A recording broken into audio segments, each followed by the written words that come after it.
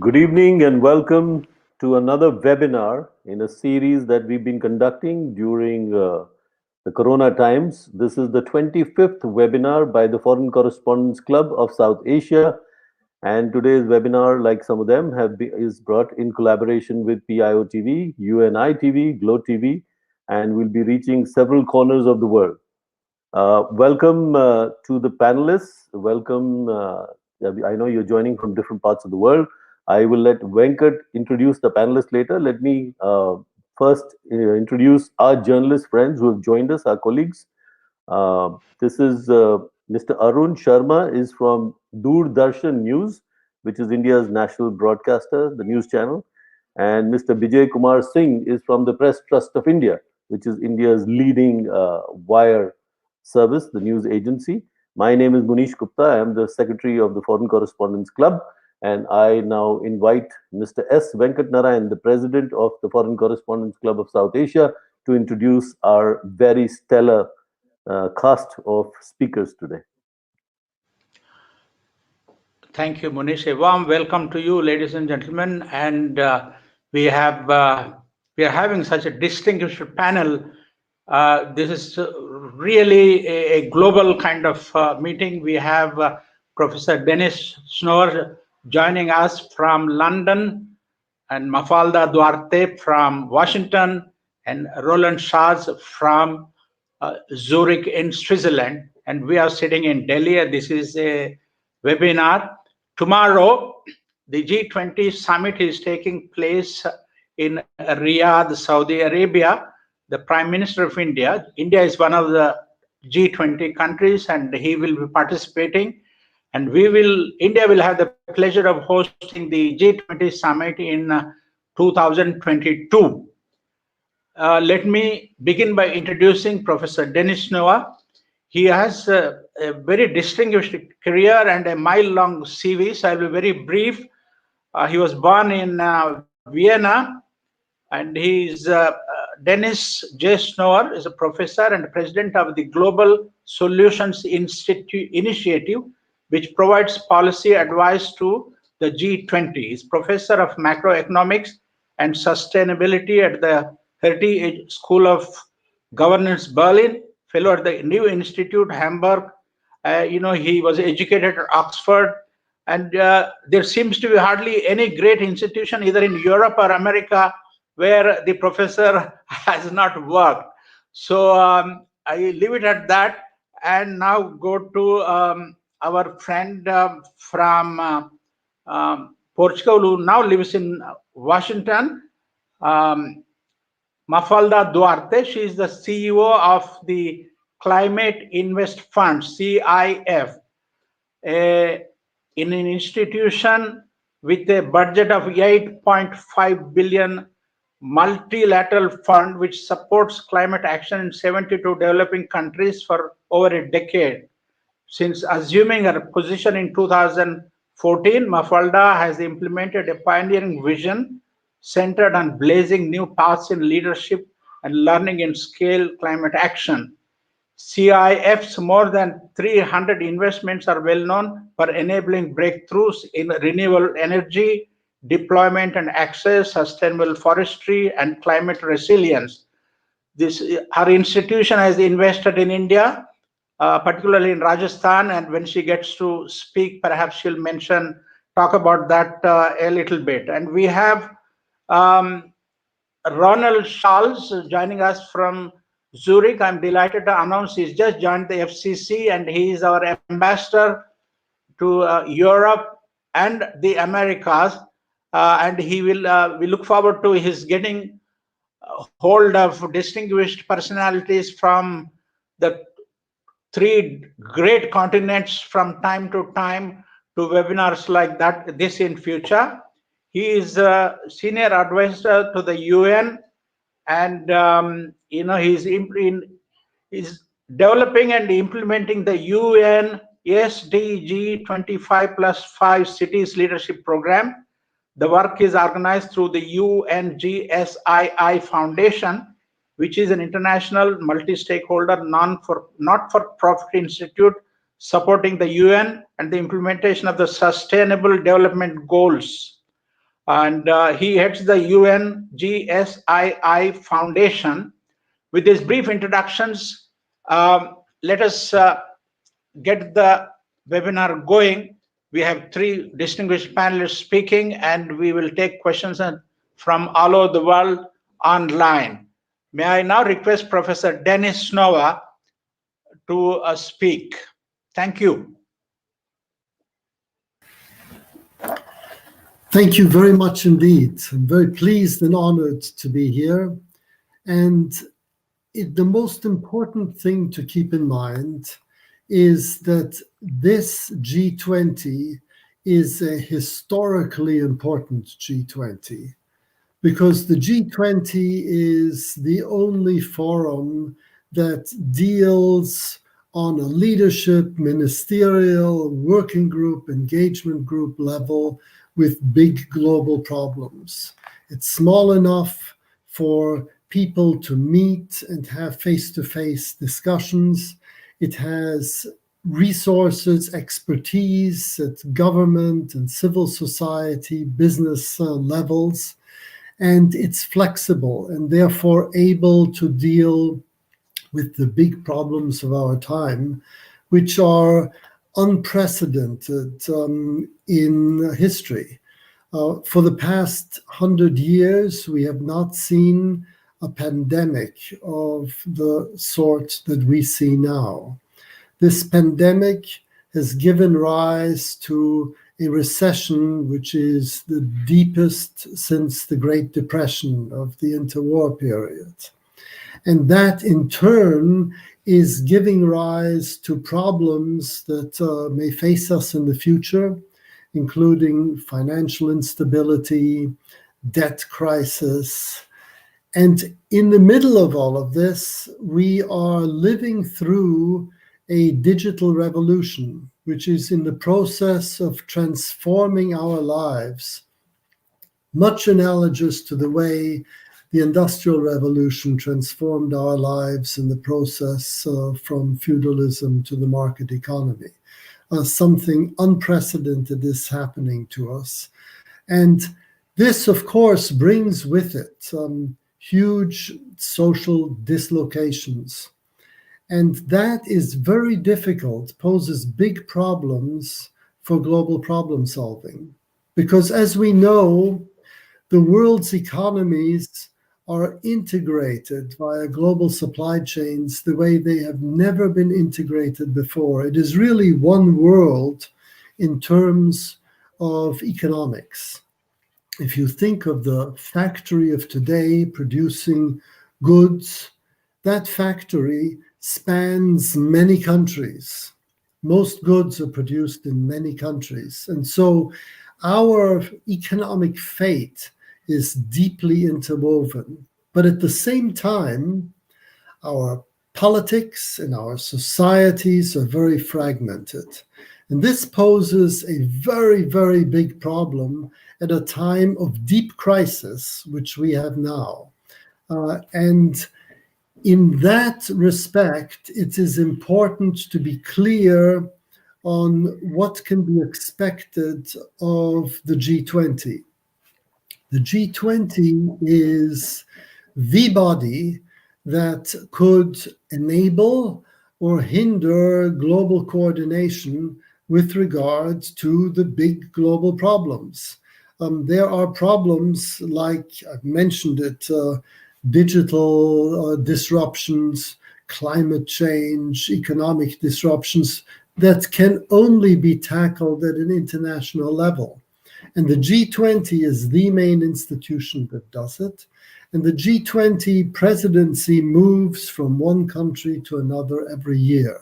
This year it's Saudi Arabia, next year it's Italy, and the year after that it will be India. And in each year, a country has the possibility of setting the agenda on global problem solving. And I feel very privileged as heading a large group of think tanks that has accumulated a lot of experience in providing advice to the G20 presidency in year after year. And thereby understanding what needs to be done. And so the questions that everybody is asking themselves now is, what can we expect of the G20, the summit of which starts in tomorrow and lasts through till Sunday? Well, there are a number of important topics. The first is health.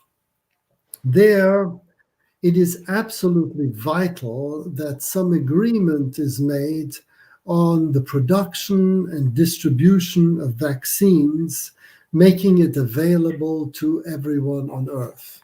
Because unless this pandemic is defeated everywhere, it can be defeated nowhere.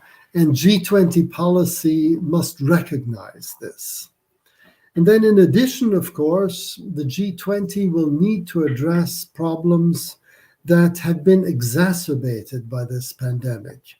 Problems of mental health, rising non-communicable diseases due to delayed treatment on account of the pandemic, growing antimicrobial resistance, and increased substance abuse and domestic violence. So there are big problems in not only the physical sphere of the virus spreading, but also the individual, mental, and social sphere.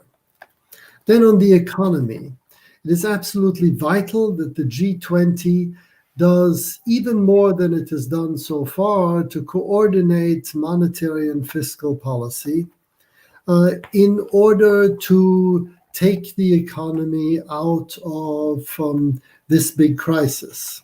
At present, a lot has been done since the crisis began. About $11 trillion have been mobilized worldwide, but largely by countries, largely advanced countries, acting in isolation from one another. There have been some coordination, but the coordination has really been limited.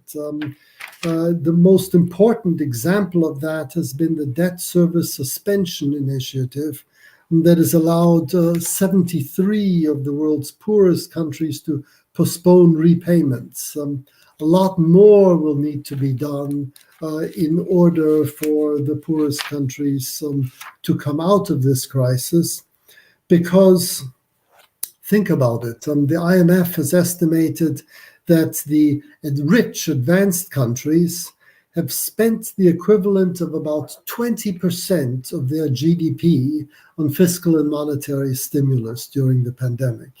Middle-income countries have spent about 6 to 7% of their GDP, and the poorest countries have spent at most 2% of their GDP. So they are very, very vulnerable to prolonged slumps. And poverty, the percentage of people of the world's population in poverty is growing.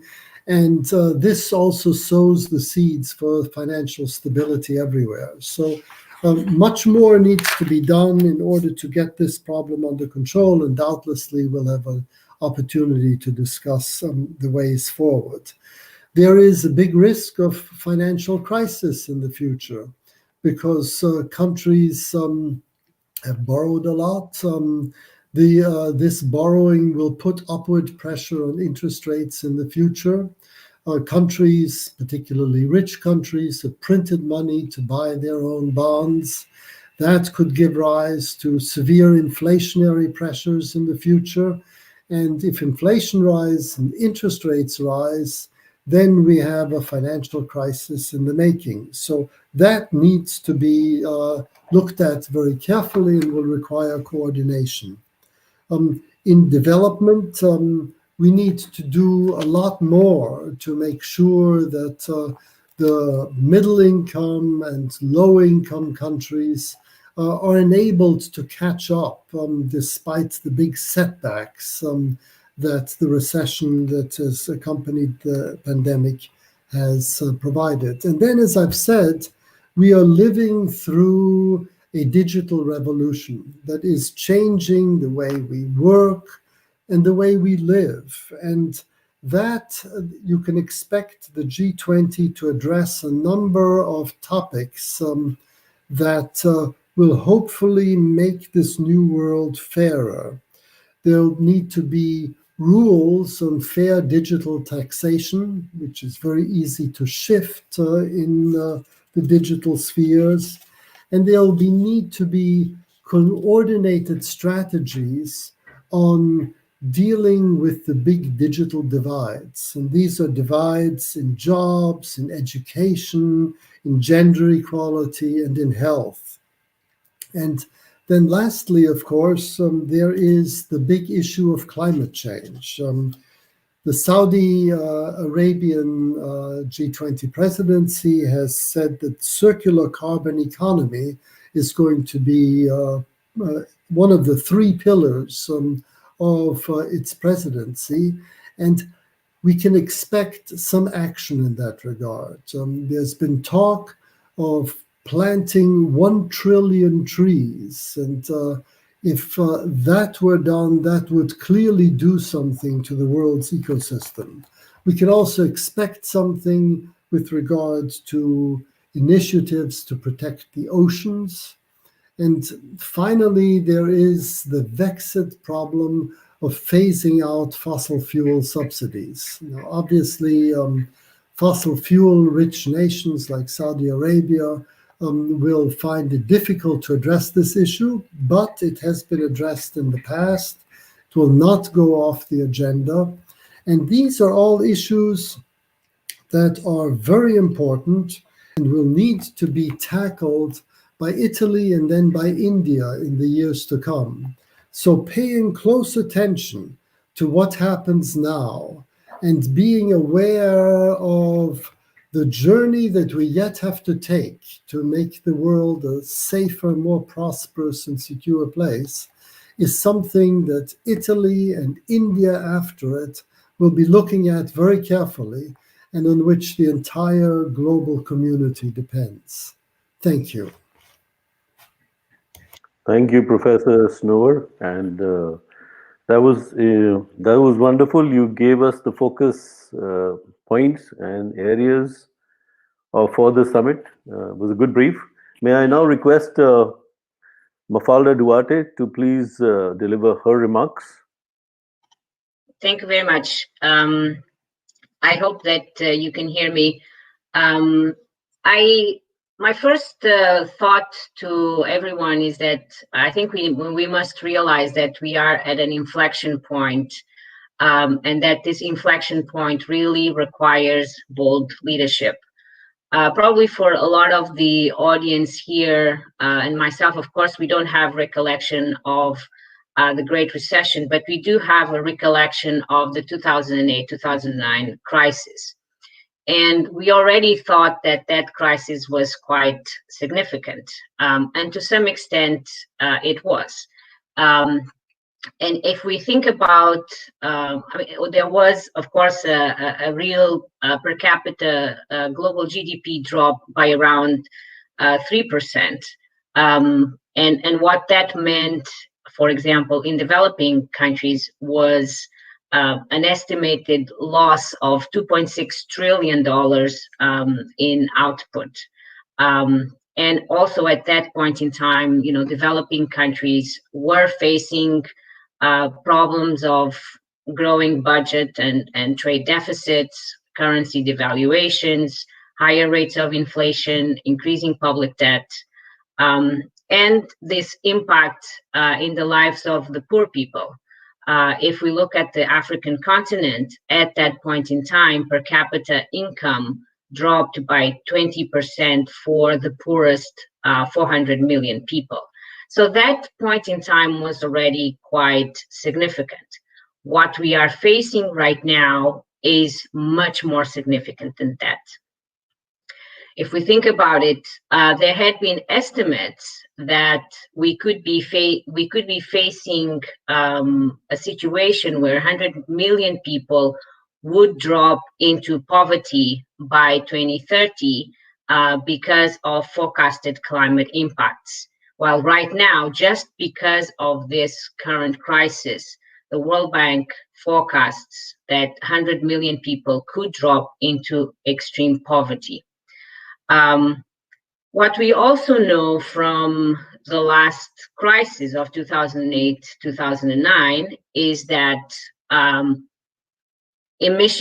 when we talk about climate change, emission reductions caused by these economic downturns, if we don't pay very close attention, they tend to be quite temporary. And in fact, in 2008, 2009, there was a drop in emissions in the short term, but there was a rebound of 5.1% in 2010, which was well above, the long-term average.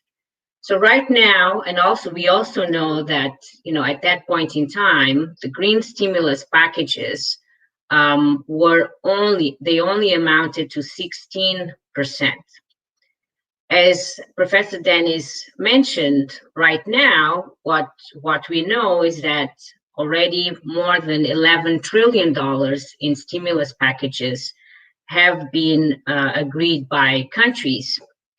And unfortunately, what we are seeing is amongst these, with a very few exceptions in very few countries, bulk of the countries, and certainly many of the G20 countries, the largest composition of these stimulus packages are not going to put us in a green recovery trajectory. Why is this important? Because I think, one of the things we have to realize very closely is if we think the current pandemic and impact is quite severe, we are underestimating the impact that sustained climate change can bring to economies and societies. And therefore, we must avoid what we did right now with this current crisis. The scientists and the data was telling us for more than a decade that this pandemic was predictable, that we should have made efforts to prepare the health systems for this pandemic. The scientists were telling us this. We had people like Bill Gates as well speaking about this more than a decade ago. Well, the science is telling us the same for climate change. But the issue with climate change is it's not going to be a one-off event like a pandemic. Once it comes, because we've reached certain levels, it will be with us, the impacts will be with us for quite some time if they are not irreversible, in fact. So if we think that, some of the facts that we are already facing today and development challenges are quite significant. So if we think of, facts such as we have over 2 billion people today that are poor or near poor and facing persistent threats to their livelihoods. If we think that the planet we live in has lost around 1/3 of its arable land in just the past 40 years, that we have more than 1.3 billion people living in deteriorated agriculture land, that soil is being lost between 10 and 100 times faster than it is forming, that we have 17 million people around the world being driven from their homes by shocks such as droughts and hurricanes and landslides. This is almost 50,000 people every day. Or if we think, that air pollution is responsible for nearly 9 million deaths per year, if we think, and this is data, these are facts out there, and we have to tackle the concerns of people like myself who work in this area of climate and climate change, is that this can become a lot worse. So this is why, myself and many others, what we are calling on from leaders is take this historical moment where so many $1 trillion are going to be invested in stimulating economies, in helping societies, communities recover, and make the right investment choices. Be bold and make the right investment choices. We have to prioritize green recovery. We need to move from business as usual, and really make the investments that can generate the jobs. We know that one of the big concerns is, how do we generate the jobs? Well, the data out there also shows that when we compare investments in fossil fuel with investments in renewable energy, the renewable energy investments generate more jobs per $1 million invested than in fossil fuels. So these are the right investments to make. I also think that, and for this particular G20, so I'm calling on leaders and thinking leaders in general, but now that we are talking here about G20, that there really needs to be a focus on both commitments on green recovery, on helping developing countries, because as Professor Dennis also mentioned, these countries have a much tougher time recovering from the current shock, and their credit worthiness is going down, the public debt is going up, so there have to be efforts to help them really seriously recover from the current crisis we are facing. I also think that, you know, we and leaders in G20 need to come back and put very aggressively on the table the harnessing the full potential of multilateralism. It is through collaboration and cooperation and maximizing the use of institutions. Of course, these institutions have to be transformed as well to respond to the current times, but these are the institutions, and these are problems that need to be tackled through partnerships and collaboration. And finally, you know, we have the issue that everybody talks about. If we think that $90 trillion will be invested in infrastructure over the next decade or so, and this is, you know, in the energy sector, transport, water, 2/3 of these investments will be made in developing countries, not developed countries. And everything we were just, and I was just mentioning, we have to make sure that we support the countries make the right investment choices, but that we are also using scarce public capital to make sure that the private capital, which will actually be the driver of all of these investments, is going into the types of investments that would put us in that green trajectory. The moment that these investments are made in conventional type of investments, we have just locked in investments for several decades, and we don't have several decades to avert climate change. Thank you. Thank you. Thank you, Mafalda. That was again very focused remarks on climate change. May I now request Roland Schatz to please give his remarks, and then we'll move to the interaction. Yeah, thank you for having me. Before I want to start, I need to greet the boys and girls of the Lotus Krishna School in Noida, as it is far too long that I've been with you, and I hope you take care of the trees which we have planted. Which brings me to the main topic of today. I myself, I was never so optimistic at the evening of a G20 summit, because when I remember those G20 summits 10, 20 years ago, there was a big difference. Back then, they were arranged and thought through by the government leaders. They met, and the year after, there was a new host with a new program.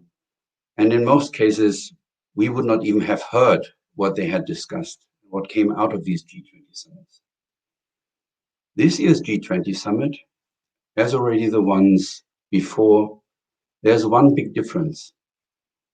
You have initiatives like the G20. You have the think tanks in each of these 20 countries who are cooperating and who are helping the governments with their insights, with their data, with their solutions, to contribute and to discuss possibilities which go far beyond this one annual meeting.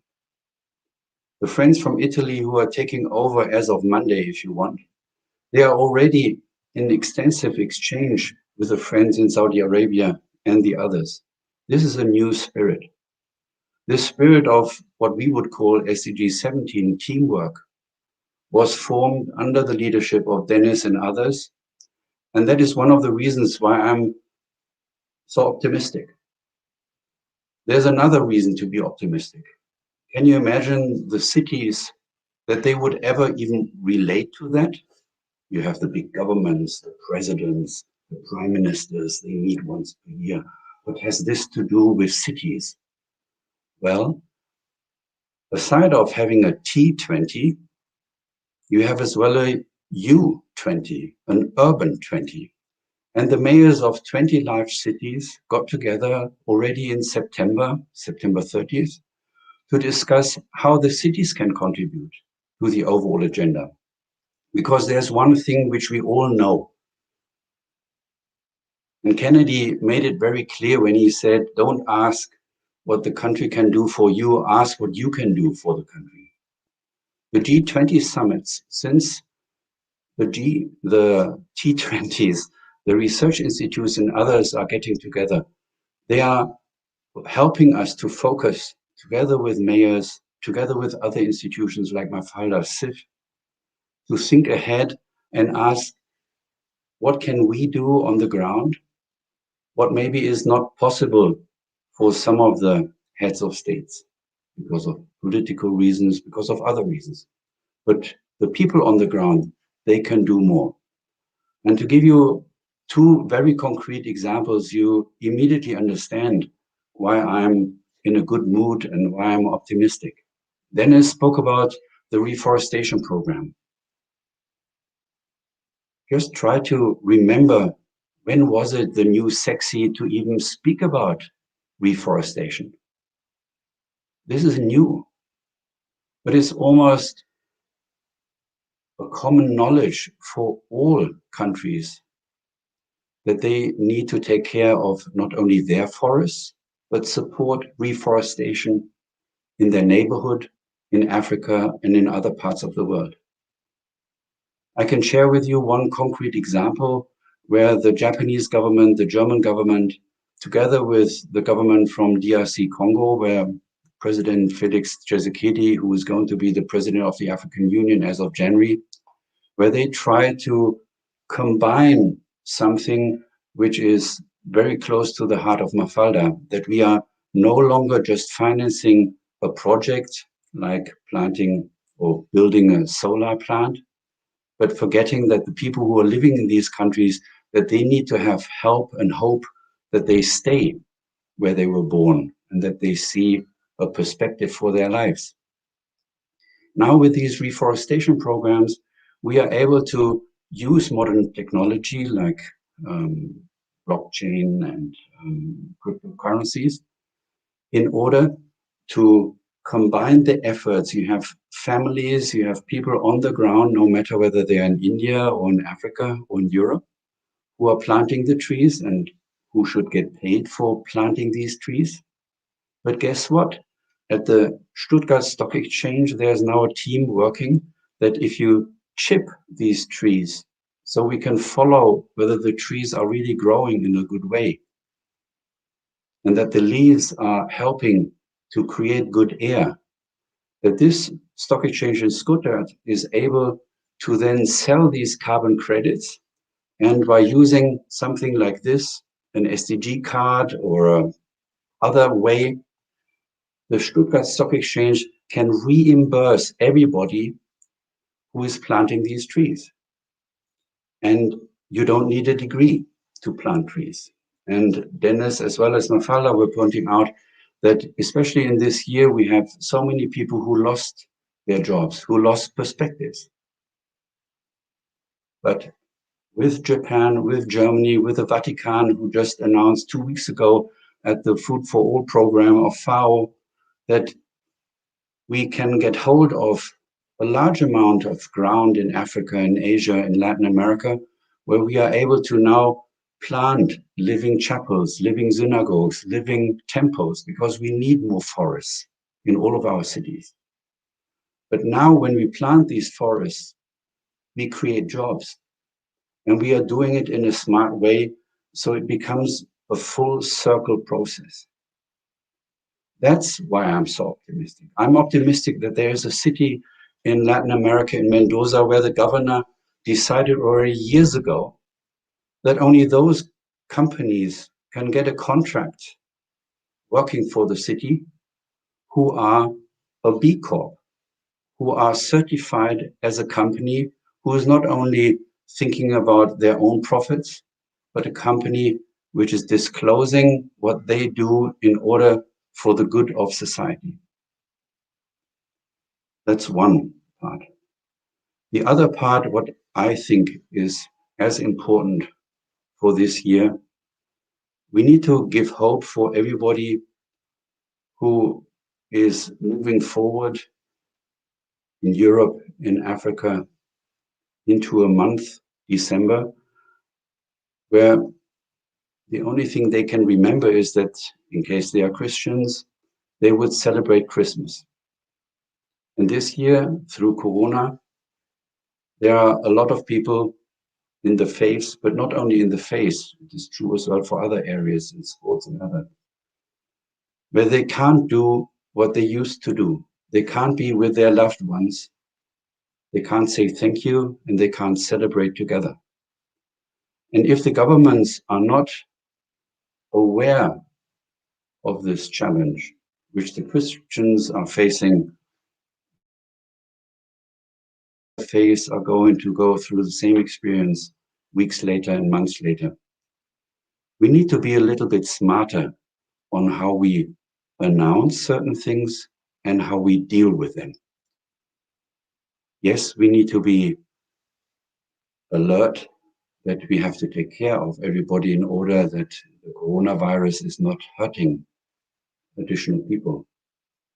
But announcing only that you should wear a mask and keep a distance is not providing all the energy which is necessary that we move into 2021 with hope and with aspiration. And therefore, I can only call on everybody who is thinking that we can reduce everything to online, to virtual events. This will not work. People like me, like my daughters, like my family, and all the others, we need to be in real exchange. And I know there are smart solutions making that possible. If you can't do your church service in once, why don't you offer 5 or 10 on that day or the following days? If you can't do certain school services with one, split it to 3, 4, 5. Just be a little bit more open-minded, and don't forget, we have too many people, not only the senior citizens, but as well the little ones. They need our contact. They need to see us. And we need solutions for that. And I'm very much looking forward to the Global Solutions Summit Dennis is hosting in about 6 months, where he brings together all these smart people with solutions who are sharing their experience, because that is what we need. Thank you. Thank you, Roland. Um, it's very interesting, and I'm glad in the middle of all this pessimism surrounded, around the COVID-19 pandemic, all three of you have sounded quite optimistic, or at least have charted an optimistic path. Let me ask you first off, and this is a question that has come from one of our colleagues. He's also a member of the FCC South Asia Managing Committee, is Tim Witcher from AFP. He's the bureau chief. He says that the panel seems generally optimistic, even though countries are increasingly going alone. For example, India rejected the regional free trade agreement. Britain is withdrawing from the European Union, and even an incoming US administration will take time to change from the course that President Trump had sort of embarked upon. Um, so, are you so optimistic as you all sounded, three of you, that tomorrow and day after we'll have lots of agreements, a trillion trees will be planted, we'll go green, jobs will be created, climate change will become the top of the agenda, and come 2022, India would be not polluted and we'll be breathing fresh air?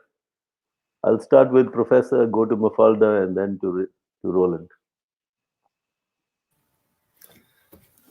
I think there is reason to be optimistic because we are in an unprecedented situation currently where we understand that to solve global problems requires not only the agreement of heads of state, but also the action of civil society along the lines that Roland Schatz was talking about, and lots of organizations in between this sort of macro and the micro level. And we know that the next generation, say, Fridays for the Future, others, school children, are able to see beyond national boundaries to confront the big problems that the world is facing. And so if we understand this global problem-solving effort to come to grips with climate change, to come to grips with financial instability, and to overcome recessions, we know that somehow the world needs to come together and work together with regard to problems that we all share. So there are global problems like climate change, where we have no alternative but to act as humanity as a whole. Then there are local problems like water shortage, where local initiatives are required. And our job, and I think that is being understood increasingly, is that we need to associate and also feel a sense of identity with groups that address problems at the appropriate level.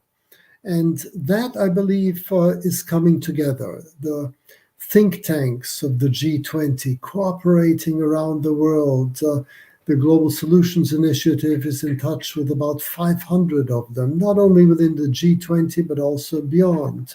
The cities of the world coming together. Many other initiatives at this meso level that connect individuals with what's happening at the leadership scale. And so that is one really important thing that we've understood. And the other thing that we're beginning to understand is that simply to be focused on economic prosperity is not enough. We've seen that many countries where growth continues from year to year are suffering because large segments of their population feel left behind, they feel disempowered, they feel alienated, and they are angry. And this happens even though GDP keeps growing from year to year, so that in aggregate, one can say you've never had it as good before. And we now, for the first time since the post-war period, understand full well that it is not just GDP in economic performance. It is not just shareholder value and business performance that matters, but we need to give special attention and independent attention to the environment, to social solidarity, to people's sense of empowerment. And we are beginning to think of globalization and automation in those terms. We understand that globalization has created a lot of wealth, but it has also disrupted communities, and it has also made people increasingly insecure. And understanding this means that we are now able to think about policies that can make globalization and technological change work in ways that were unimaginable 10, 20 years ago. So that those are reasons why I too am optimistic. Thank you, Professor Noor. Mafalda, do you think all that big agreement between the G20 to focus on climate, which you rightly emphasize, climate change, is going to come about in the next couple of days? Let me say why I'm optimistic. I mean, we always have in history, forces opposing each other, coming into friction.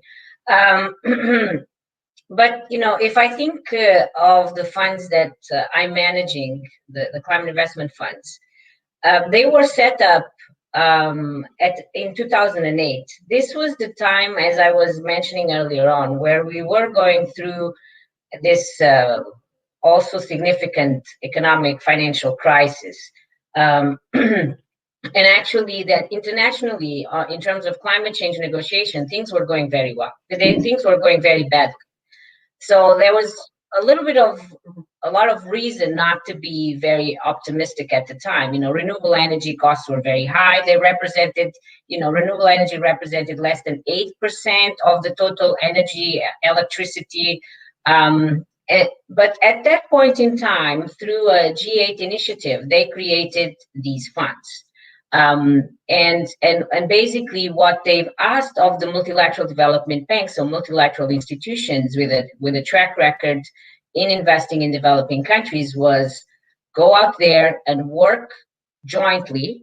You as institutions, bring others along with you at the country level, governments, private sector, and civil society, and start to carve out a new path. Provide the incentives to investments. So let's think, 2008, 2009, a proposition of a renewable energy investment in a lot of developing countries was not a sound proposition. The economics were not what they are right now. In fact, it is because of initiatives just like this one, and then what started to happen in the energy markets, that we now have a situation where renewable energy is cost competitive or more cost efficient than fossil fuel alternatives. So at that point in time, this institution was established. These funds were established to do something that was really going against what most people would think could happen at the time. And we have proven over the last 12 years that even in difficult contexts and circumstances, with the right type of partnerships, bringing institutions together, bringing stakeholders together, bringing the right type of finance into the developing countries will make these investment choices. They will make investment choices in clean energy, in sustainable forest management, in smart agriculture. They will make these choices. So I'm optimistic because of what we have seen is possible to be done even in difficult environments and in global contexts or political contexts where one might think that things like this wouldn't happen. But I agree with Professor Dennis again. One of the things we have to bear in mind is that more than 40% of the global population is under 25. So these demographic dynamics are important. And in South Asia and Sub-Saharan Africa, it's even more significant. And we know very well that the youth. So when we started to see these youth movements coming up all over the world in terms of demanding climate action, what I started to realize is if this youth, if they really understand the power that is with them, it's not just the power of now I go and manifest on the streets and demand for action. They are the future. They are the future consumers. They are the future investors. They are the future political agents. And so all across society, the governments, the private sector, everybody should be paying very close attention to what is this youth demanding? What is this youth expecting? So that gives me a big source of optimism, because we know that they will be demanding, a more socially inclusive and a society and an economy that is respectful of our environment. The other reason why I am quite optimistic is because of the technology development. What the technology development is enabling us right now, it's something incredible. And this is also why, I believe that, in forum like G20, G7, and others, one of the fundamental initiatives that can be promoted is investments in digital connectivity and infrastructure. And in particular, thinking about developing countries, because now we have, through technology, this possibility of having data that we never had before, through satellites, through drones, through ocean sensors. We can actually know what's happening. We have the ability to track consumption, production, weather partners, and really make these what were invisible impacts visible, and put this data in the hand of everyone who is making different decisions of, how do I live, what do I buy, what do I don't buy, how do I commute, who do I vote for, how do I invest. So the technology is enabling us to do this, and it is enabling us to take much more direct action. So when we think about things like crowdfunding, now we see things that we couldn't see before.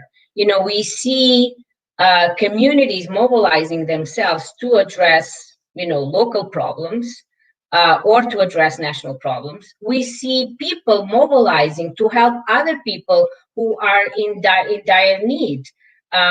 So I think, the technology is a reason for hope. Of course, technology brings about concerns as well, and we have to think very carefully about cybersecurity, and respect for, individuals' own rights and privacy. And this is why I started off by saying there are always tensions. And here is another tension. Technology brings about benefits, but we have to be very mindful of its costs as well. But I am optimistic because, of these various reasons that I mentioned. But also mindful and very alert to the fact that, this is something that we have as individuals to work towards hard every day. Thank you. Roland, you were optimistic anyway. So you want to give a short answer to this one, and then I move on to something. You're still optimistic, right? Of tomorrow and day after? No, absolutely. Maybe 3 examples why you should be optimistic as well.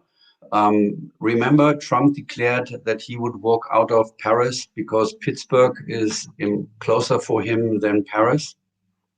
An hour later, the mayor of Pittsburgh went live on CNN declaring that Pittsburgh will stay in Paris. And it's not only Pittsburgh, it was 270 cities in America. At the Bonn COP conference, when the US government then a few months later were explaining what they wanted to do, the room was empty. But there was a tent outside of the building. This tent was hosting all the American mayors who explained why they stayed in Paris. Just one example. Another example is we have all these faith communities around the world. They own a lot of money, more than most of the governments. And guess what? The treasurers of these faith communities, of these 700 faith communities, who are all now working in one network, which is called Faith Invest, based in Bath, UK. They decided that they should be invested in future in projects related to the SDGs. This was unthinkable 10 years ago, and now it became a reality. And the third reason to be optimistic, at the Global Urban Forum in Abu Dhabi in February this year, it was reiterated that for the cities who need funding to implement the SDGs, the money is there. The problem is, how can we teach the administration in the cities to file the projects in a way that they become bankable? Here we need to get better. But as Mafalda says, there is now the opportunity through webinars, by using technology, that we can speed up these processes. It's all about getting together, this SDG 17. We are in a teamwork spirit. And looking back these last 4 years, where a lot of people thought, well, we are moving in the wrong direction because there's one guy who defines himself and the world by me, and me. You know what the reaction was? The rest of the world thought, he's strange. He seems to be not only from last century, he seems to be from the last, 500 years. It doesn't fit, it doesn't sound right. And the rest of the world start talking, working, and acting together. And we will see more of that tomorrow and on Sunday, and it will not stop. But Venkat is nodding his head in a big way, because Venkat had already declared that Trump will lose the election. So, and he did. My observation before I move to Arun and Venkat to ask more questions, my observation is that, Mafalda, you have $8.5 billion. America spent $14 billion on this election. Consider 150 million people voting, and the right man out and the right man in. But technology as an enabler, yes, gives us hope. Youth gives us hope. But in terms of the current crisis, there is a question that I'm getting from the audience. Please answer that in short, and then we'll move to the panel. Professor, the question is for you. Considering the declining state of economy because of COVID-19, how long will it take the poor nations to come out of it? Will they come out of it?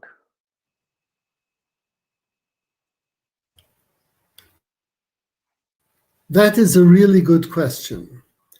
And it depends on an essential insight that the world has not yet got its head around, which is the world after the pandemic will be different from the world before.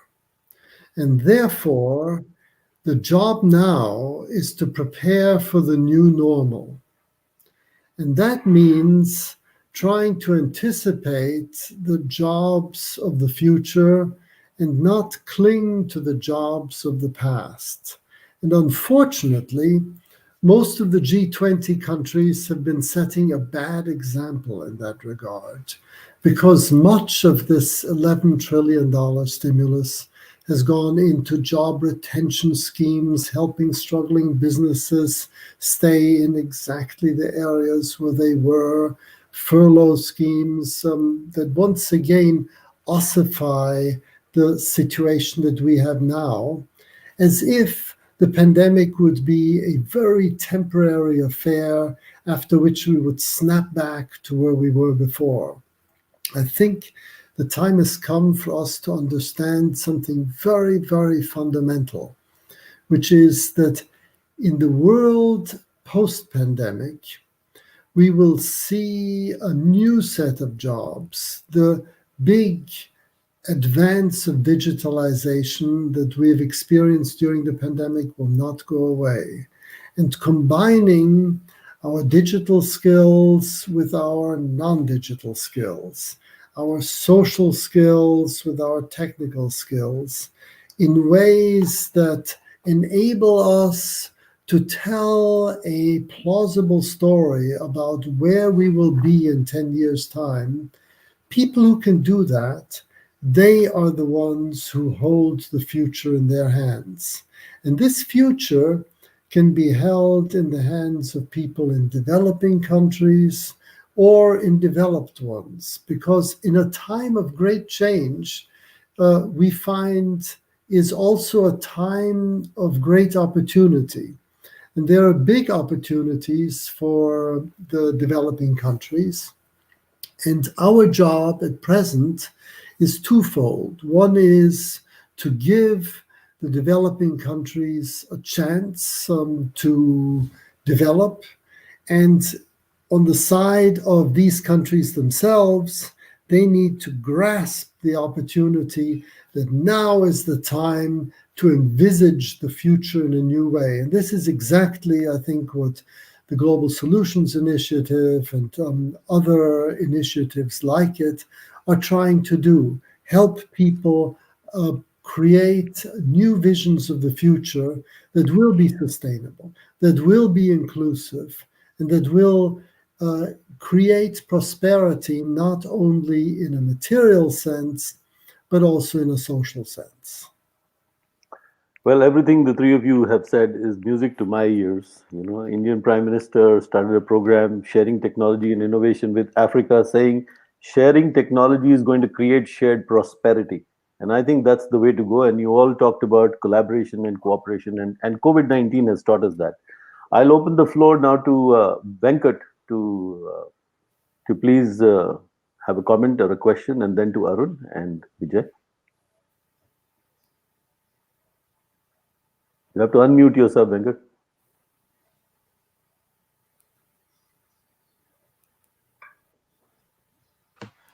Dennis, this question is for you. I'm fascinated by the suggestion that's being made by experts to G20 that 1 trillion trees should be planted on the planet during the next 10 years. Today, we have 3 trillion trees on the planet, and every year it has been estimated that 3.5 to 7 billion trees are being cut for a variety of reasons. I was in Singapore a couple of years ago, and I was told that it's a tropical island. By planting 1 million trees on the island, they brought the temperature down by 1 degree Celsius. Has anybody done any work on the how much temperature will come down if we plant 1 trillion trees? Number one. And is there any proposal to make sure that only trees that yield fruit should be planted so that people also get food apart from oxygen? And G20 is only 20 countries. You have more than 200 countries. How will you spread out this message? Will you take this up at the UN? And there are still about 15 to 20 countries which are not members of the UN. How will you reach out to everybody? How will you make it happen? Thank you. I think that this big initiative of planting 1 trillion trees can only succeed if different multilateral institutions cooperate with one another. So obviously, it is vital for the G20 to cooperate with the UN, as it already does. It is vital that it cooperates with the IMF and the World Bank, and it already does. There are lots of opportunities because the G20 contains these organizations within its flexible architecture. But quite often, the relevant connections within the G20 aren't made. So the full benefit of the flexibility needs to be achieved. And with regard to planting these trees, there is a lot of thinking to be done, because it is clear that creating a world in which we human beings take hold of more and more land, driving out more and more other sentient creatures from it, and using other creatures only for our own benefit, will create a hell on earth. And therefore, it is important for us to set aside parts of the world that are allowed to grow wild, that are allowed for nature to assert itself, for biodiversity to gain a footing in the world. And therefore, it is not quite so simple as planting 1 trillion trees, as if that weren't hard enough. But those trillion trees cannot go at the expense of biodiversity. They cannot drive poor people from their lands. There are lots of things to be considered at the same time. But the general vision that this planet needs to breathe again, and the monocultures that we impose on it through our agriculture, the paving over that we do with the cities, and the terrible suffering that we impose on animals, all that has to stop. We have to learn to live in harmony with the natural world again. And the 1 trillion trees would be a very powerful symbol in that respect. And therefore, I see that as part of a larger effort. And therefore, questions as to how much the temperature will go down if you plant 1 trillion trees is very difficult to answer, because something like this has never been attempted before. But I've had the privilege of talking to a number of astronauts who look at the world from afar, and there they can see climate systems moving across the world, and the planet itself breathing in terms of precipitation and wind and so forth. You can see how the Amazon rainforest contributes to climate in India and so forth.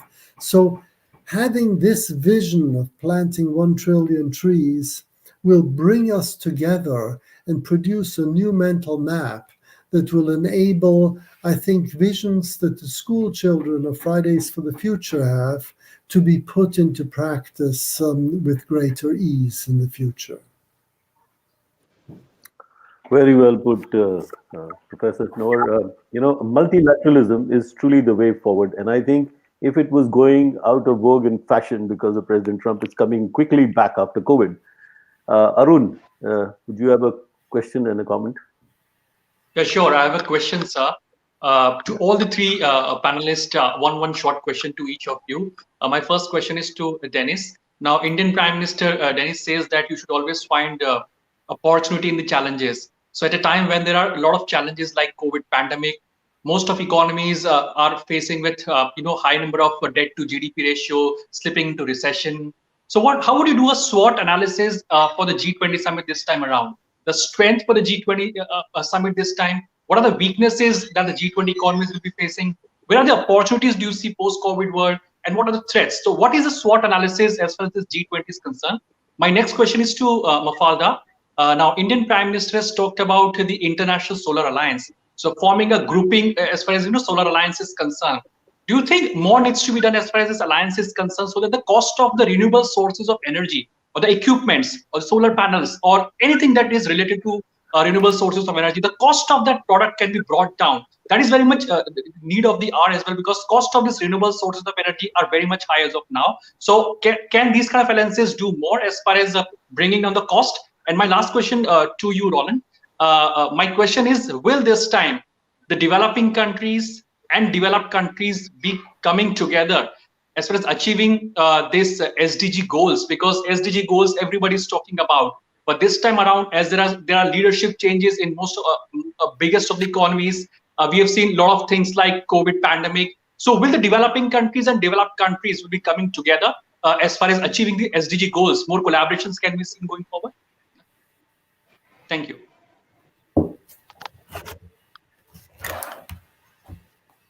I'll begin, if that's all right, with your first question, the SWOT analysis of the G20 in 1 or 2 minutes. I believe that the biggest challenge that we face in terms of mobilizing the strengths of the G20 is to understand that our policies within the G20 must be focused on the well-being of human beings in thriving societies. So it is not simply financial stability on its own, or jobs on its own, or tackling the pandemic on its own, because then you're driven into the old conflict between health policy and economic policy. Shut the economy down, and you may help health. Do the opposite, and you've got the opposite problems. In order to find our way into the future, we need to be clear that human well-being depends very much on economic prosperity, but it also depends on social solidarity and thriving societies.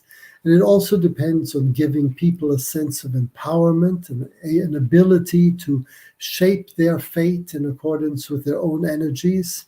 And it also means a sustainable environment. And if all those things are kept in mind together, then the G20 can really address, live up to its strengths and avoid its weaknesses. I think the biggest opportunities lie in policies that will promote economic prosperity and at the same time strengthen societies and empower people within planetary boundaries. That is the sort of thing that we should be looking at, and that is what the many institutes of the T20 and Global Solutions Initiative bring together. So, for example, training and upskilling people for shovel-ready, carbon-neutral products and projects to generate green jobs is something that would be empowering. It would respect planetary boundaries. It would create communities and generate economic well-being. Those are the things I think that we need to keep in mind. And if we follow that, then opportunities can be grasped. And the big threats that we face in terms of a climate Armageddon or a pandemic that rages out of control can finally be put to rest. Mafalda. Yes, so Arun, you mentioned the International Solar Alliance. We actually are partners, and we collaborate. Initiatives like that one, the reason why they are important is because they bring attention and strategic focus to areas that deserve it. In the energy sector, two important tipping points that we are trying to cross over. One is, when does it become cheaper to construct a new renewable energy power plant than a fossil fuel power plant? Luckily, with our work and with the dynamic that we have seen in the energy markets, in large number of countries, this is already happening. The other, important tipping point that we are working towards is, when does it become cheaper to build a new renewable energy power plant than to operate an existing fossil fuel facility or plant? That's when then the economics, will make complete sense, and we will avoid, adding up to the fossil fuel capacity globally. So, in countries like India, for example, we actually have been doing quite a bit in this area, in the energy sector, and solar energy in particular. And from the early days of our work, we are investing more than $800 million in solar projects and in energy efficiency projects. And this is generating, more than 9 billion total investments. And this doesn't seem to be, might not seem to be a really significant number in the India context. But what these types of investments do is that they catalyze movements in the market. So when we work with commercial institutions, local commercial banks, and help them bring down the cost of finance that they provide to micro and small and medium enterprises to develop grid-connected solar PV. Then we are basically creating markets, and this is what we are doing with 300 million of our very concessional risk-taking capital in India. When we also work with companies and we provide them, for example, credit guarantees, which is what we are doing in India with more than 500 companies. Again, we are sort of like trying to help create markets that will then develop and become a lot more significant and deeper. And then, of course, we are investing quite a bit on the infrastructure associated with the solar parks. And as you mentioned in the introduction, some of the investments we are making in Rajasthan, and I actually visited some of the projects myself. So more needs to be done because of those tipping points. But I think what we also have to realize, and even the UN Secretary General in last year's climate summit, he's been paying quite a lot of attention to coal and the need to phase out coal. And this is also one area that we are intending to support quite more actively, is the transition away from coal. That as of today, 42% of the global coal capacity is very likely to be loss-making. So the economics, again, playing out, and this number is going to increase. In 10 years, it is expected that more than half of this capacity. And again, if we look at some of the data, if we think about the percentage of existing and new coal, which has higher costs than renewable energy, we know that as of 2 years ago, 2018, this share was 70% in the US. It was 32% in China. It was 62% in India. Of course, when we talk about these transitions, and for climate purposes, these transitions are critical. We can't just think about the pure economics of the power plant. We have to think about the communities and the loss of jobs. So this is why these things need to be looked at in a much more holistic and integrated way, and that's what we intend to support countries do. So in summary, I think we have come a long way in terms of these tipping points, and really, having the energy markets move in such a way that renewable energy is the primary solution, even from an economic point of view. But we have to do more in terms of transitioning away from the current fossil fuel capacity and allowing us to cross that other tipping point that I was talking about, which is it is to become cheaper to have a new renewable energy facility than to operate an existing coal or other fossil fuel facility. It's very interesting that about a month and a half ago, we hosted the Director General of the International Solar Alliance with the Indian head for SoftBank. And both, interestingly enough, retired bureaucrats and going in a very different direction now. But it was very important to hear them. It was very interesting to hear them. And I agree with you. I think we are going to see what Professor said and you said. We are going to see a completely different paradigm, a new order that emerges. And that gives me optimism. Now to Roland. Roland, you have to answer Arun's last question. No, with pleasure. 40 years ago, there was one country who had the highest rate of people committing suicide. When we want to answer this question on are we going to measure success, it should be related to if people have hope for their lives. The very same country is now rated among the top countries with the highest satisfaction in their life. I'm talking about a country called Finland. this country now, with citizens being happy with their lives, with their perspective which they have, guess what they are thinking about? They are thinking about what can Finland contribute to support the reforestation of the Sahel zone. And they are not just thinking, they are actually doing. If you get to know these people, you'll be fascinated what they are doing. And that brings me to the last point. As you know, I'm a colleague, I'm a fifth generation journalist.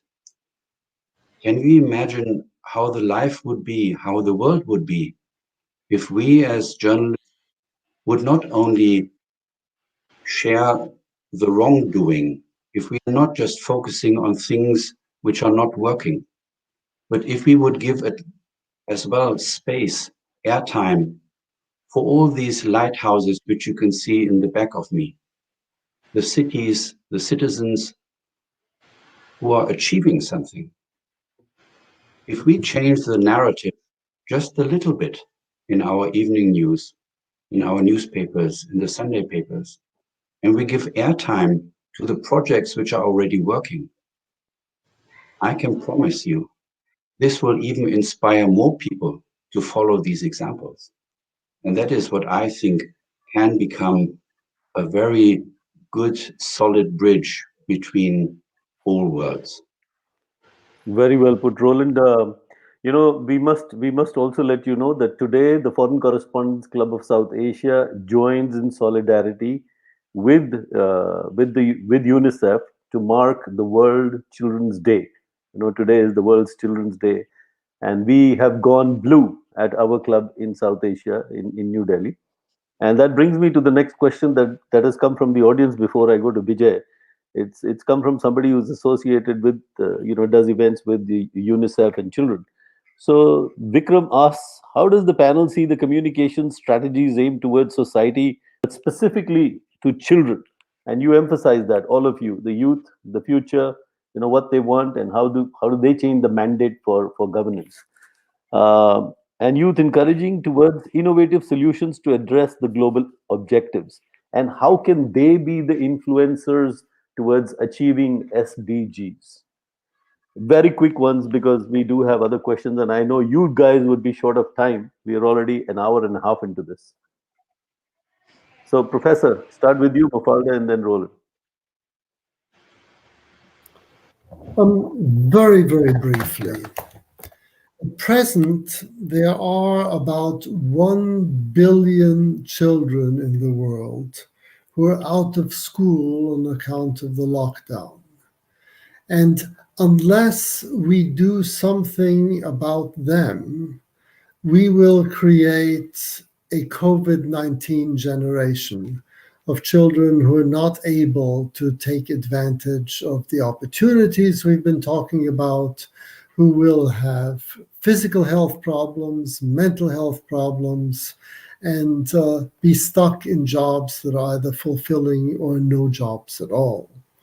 And therefore, I think we need to think very carefully about how we channel the world's resources to make us as a global community thrive. And this can be done quite easily. We have the technological skills to eliminate poverty. But much more important than eliminating poverty, in my opinion, is giving people the wherewithal to help themselves. And education, particularly if it's education that leads to interesting jobs, is the best principle for doing that. And therefore, we should channel our energy in this direction. And the digital revolution gives us unprecedented opportunities in that respect to provide a combination of digital access to the best minds in the world, combined with local access to people who will bring this onto the ground in practical application. And whether it is advanced countries that face grave lines of inequality or developing countries that are catching up, devoting one's resources to helping young people help themselves is perhaps the primary task that faces us in the coming decade. Thank you. Mafalda? I'm a mother of three, so this is actually a topic that is very close to my heart. And of course, it really depends on the age of the children that we are talking about. So, if we are talking about teenagers, I think, what is important to understand is that what is the way through which they inform themselves, what is the way through which they form themselves, and can we do something about exposing them to information, but not in the way that we have. And this is one of the the difficulties that we have with technology right now, is that this attempt to narrow the narrow us and narrow our exposure to the sort of things that we are accustomed to see and tend to have a preference to see. I think efforts have to be made to expose children and teenagers to different views, to pluralism, because we need pluralistic views and understandings of our world. So, and one of the things that Roland mentioned before, it's also something that I think it's really important.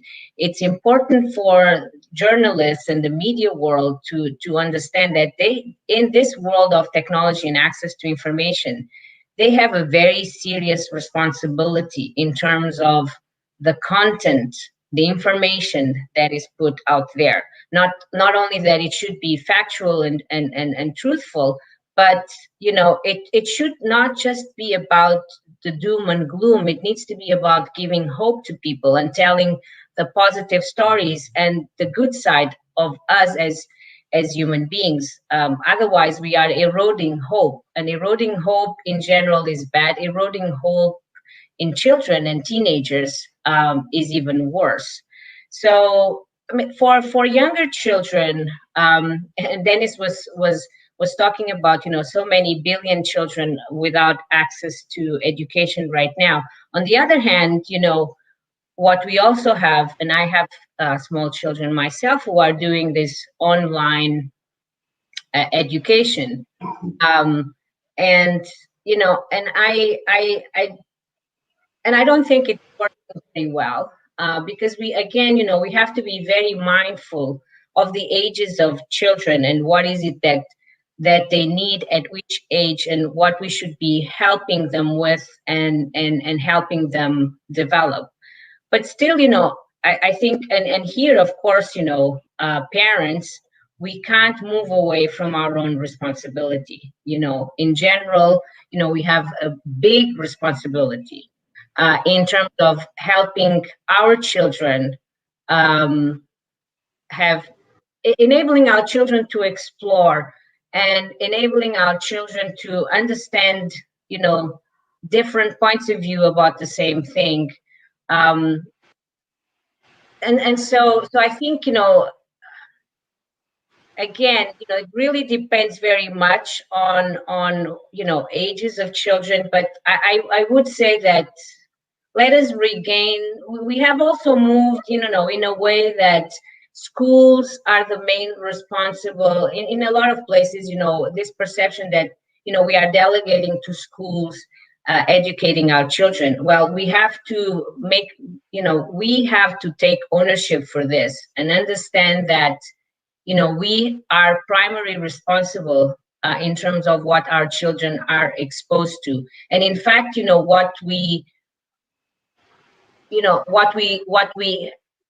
how we help them, understand this world, and then also understand what is the way through which, they inform themselves and form themselves.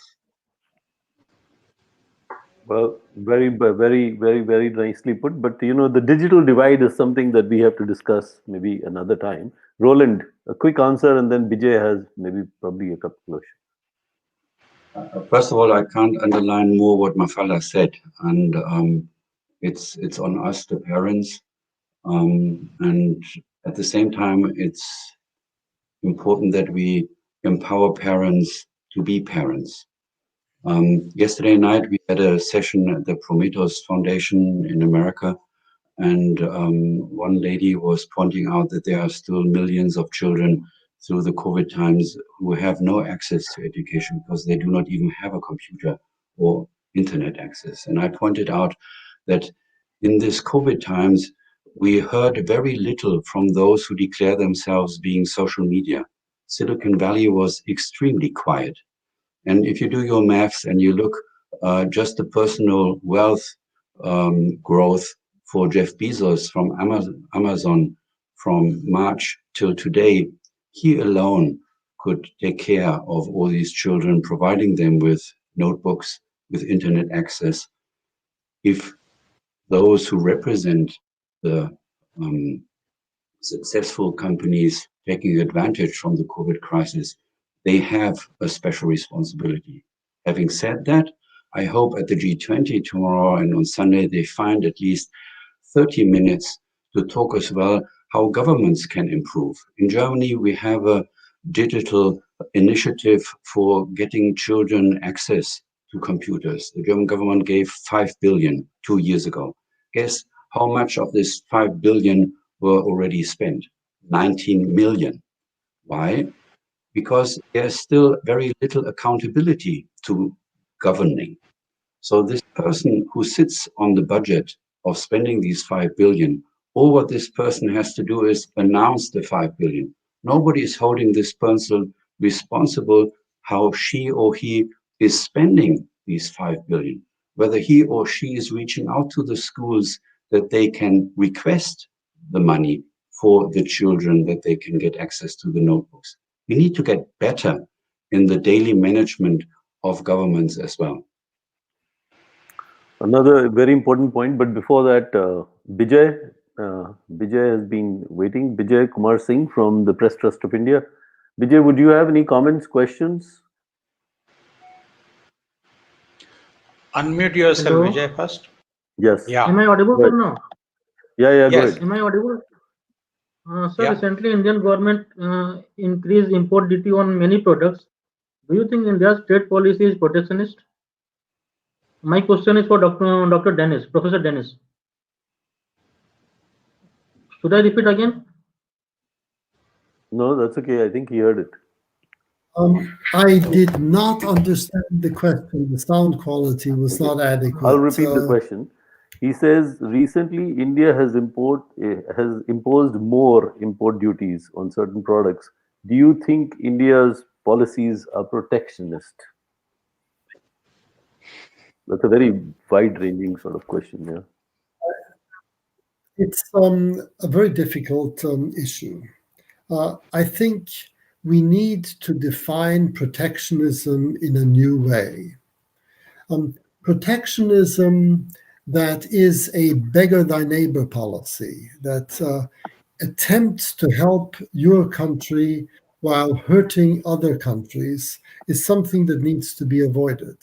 But the benefits and the costs need to be measured, not just in terms of dollars or rupees, but also in terms of the degree to which social solidarity suffers or gains, or empowerment suffers or gains, and the degree to which the climate is hurt or helped.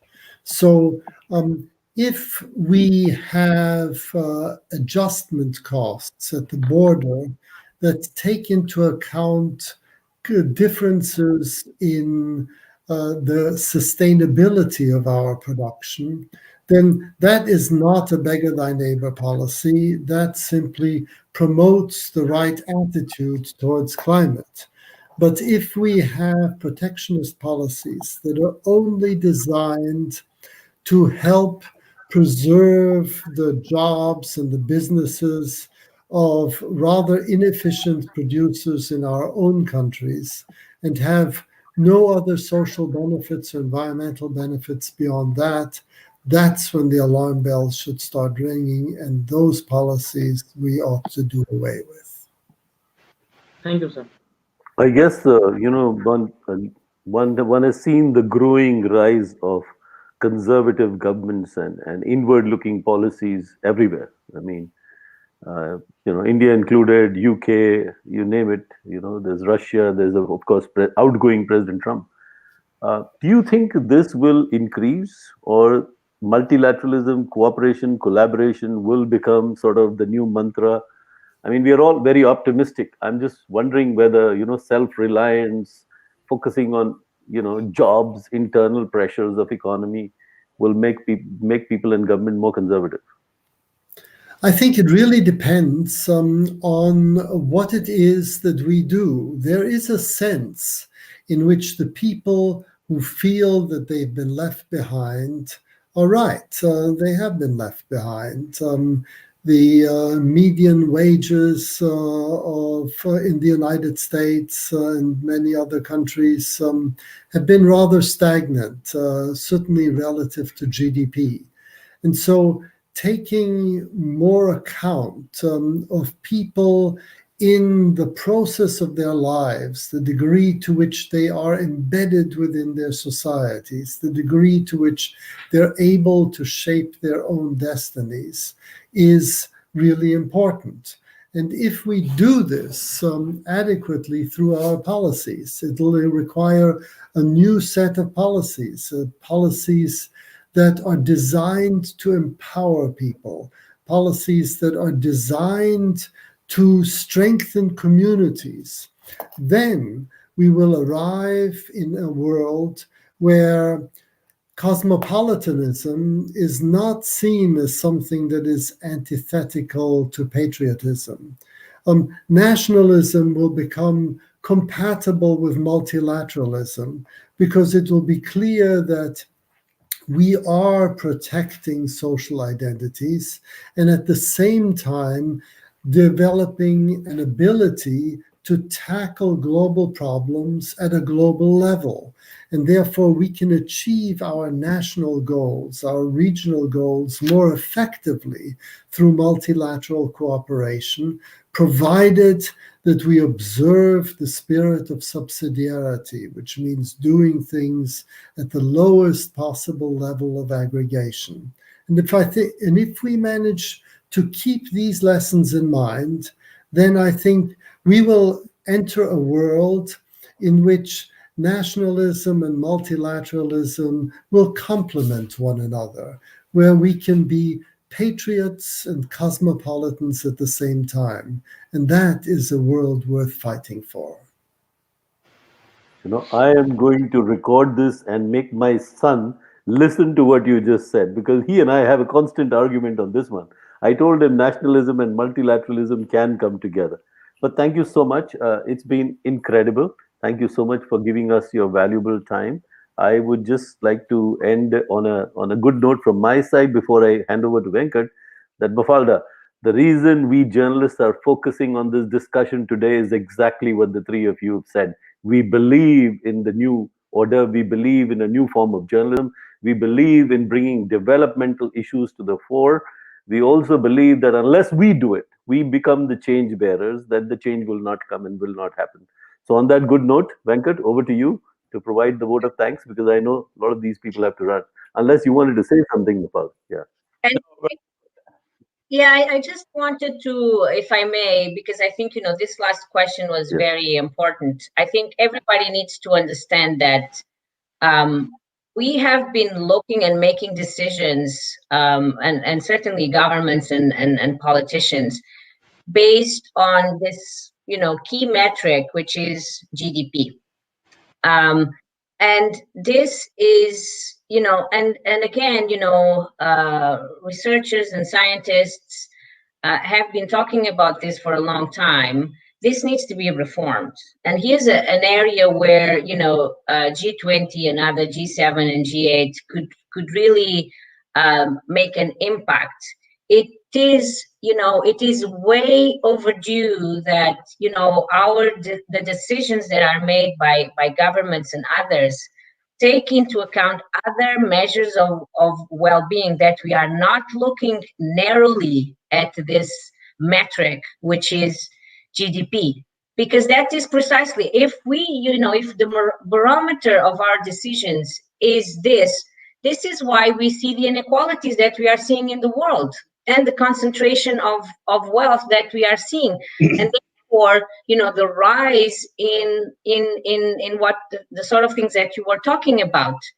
If our policies, even trade policies, if what is behind these trade policies is it drives economic growth as measured as per GDP, this is insufficient. We need to look at these policies, trade policies and others, from other points of view, from other metrics, attaining other objectives, social inclusion being one of them. I think, unless it's not, the issue is not, this is the fundamental issue. The fundamental issue is what are our goals, and if we embody our policies of goals and metrics that are a real reflection of what our aspirations are as humans, then we would be seeing other decisions, we would be seeing other outcomes, and we would not be seeing the sort of the expressions that we are seeing in the world today, because people are frustrated. I completely agree with you. But one positive note, I just wanted to share something with you. I was talking to somebody very, very senior in the Ministry of External Affairs, Government of India, about their India-Africa program, and they said he said something very startling, which sort of hit me, and it said, I said, wow. And he said, we are not going to spend any more money in grants and aid and lines of credit unless I can see monitored evaluation and socio-economic impact development. Now, that's the key. I think if the world started focusing altogether, this USAID, UK, GIZ, JICA, COICA, SIA, your fund and others, I think we would see a big change. So let's expect this tomorrow. I hope the good things happen, as all of you have said, at the G20 summit. Venkat. Yeah, I'm delighted that there is so much optimism about the future of the world and what G20 will achieve tomorrow and the day after. Mafalda, you're 12,000 kilometers away from Delhi. You're sitting in Washington. You've been able to talk to us. Roland, you are 6,200 kilometers away in Zurich from Delhi. Dennis, you're 6,600 kilometers away from London. Thanks to technology, we have all been able to get together and have this wonderful discussion, very intellectually stimulating. And I'm delighted that you all look at the future with great optimism. I think there is no other alternative to optimism.